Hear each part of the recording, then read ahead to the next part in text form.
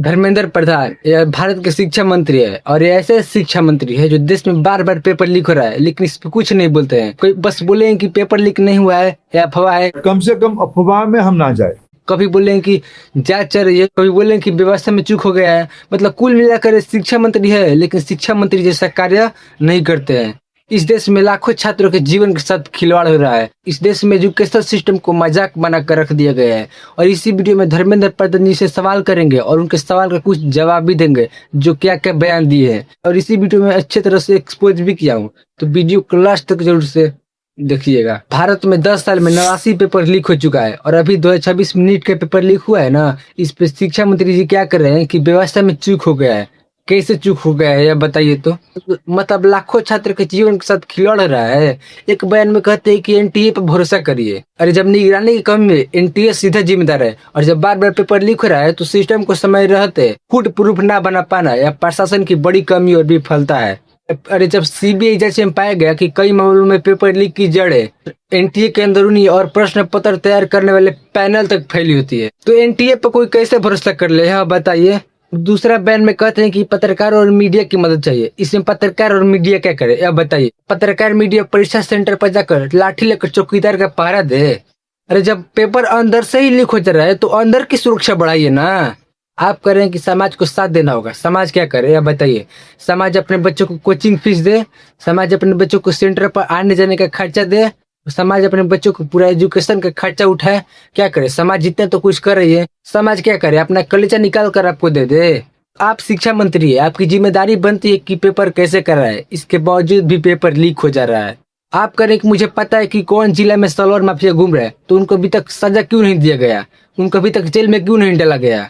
और जब सीबीआई जांच में अपराधी पकड़ा गया तो साफ कर रहे कि पिछले साल भी पेपर आउट हुआ था, और आप करें कि नहीं वो अफवाह है। कम से कम अफवाह में हम ना जाए।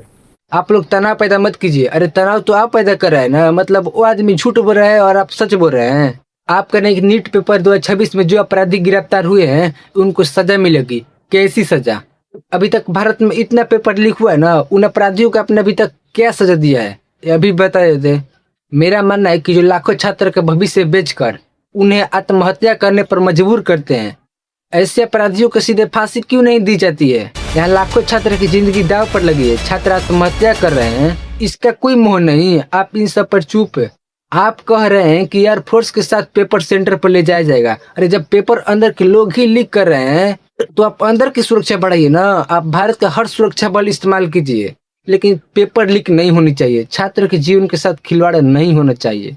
आप लोग कभी दक्षिण कोरिया का पेपर देखे कैसे होता है? वहाँ क्या होता है ना कि परीक्षा के दिन 35 से 40 मिनट के लिए पूरे देश में हवाई जहाज का टेक ऑफ लैंडिंग रोक दी जाती है, ताकि छात्रों को परीक्षा देते समय आवाज सुनाई ना दे। और जब छात्र परीक्षा देने जाते हैं तो सड़कों पर ट्रैफिक कम करने के लिए सरकारी दफ्तर और शेयर बाजार देरी से खुलते हैं, ताकि छात्र बिना किसी रुकावट के सेंटर पर पहुंच सके। और जो दक्षिण कोरिया में पेपर तैयार करता है उसको परीक्षा से 1 महीना पहले एक अलग लोकेशन पर, एक अलग जगह पर उसको 1 महीने के लिए बंद कर दिया जाता है। उसको बाहरी दुनिया, इंटरनेट, फोन संपर्क को पूरी तरह काट दी जाती है, ताकि पेपर लीक की संभावना 1% भी ना हो। चाइना का ही देख लीजिए, जहाँ चाइना में पेपर छपता है ना, वहाँ परिंदा भी पर नहीं मार सकता है। और दक्षिण कोरिया की तरह चाइना में भी जो पेपर तैयार करता है ना, उसको परीक्षा से लगभग 1 महीना पहले ही एक अलग लोकेशन पर बंद कर दिया जाता है।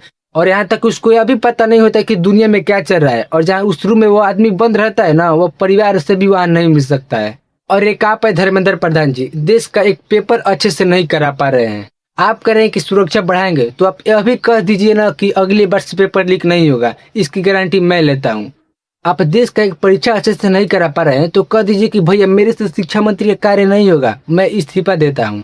लाखों छात्र की जिंदगी के साथ आप खिलवाड़ मत कीजिए। तो यही था इस वीडियो का मकसद। मैं जानता हूँ कि बहुत लोगों को मेरी बातों से बुरा लगा होगा, तो भाई ये मेरा हक है, मैं देश का नागरिक हूँ, मेरा हक है इस पे आवाज उठाने का, ठीक है। तो आपको क्या लगता है कि धर्मेंद्र प्रधान इस्तीफा देंगे? कमेंट में जरूर से बताना, और इस वीडियो को लाइक और चैनल को सब्सक्राइब जरूर से कर देना। मिलते हैं नेक्स्ट वीडियो में।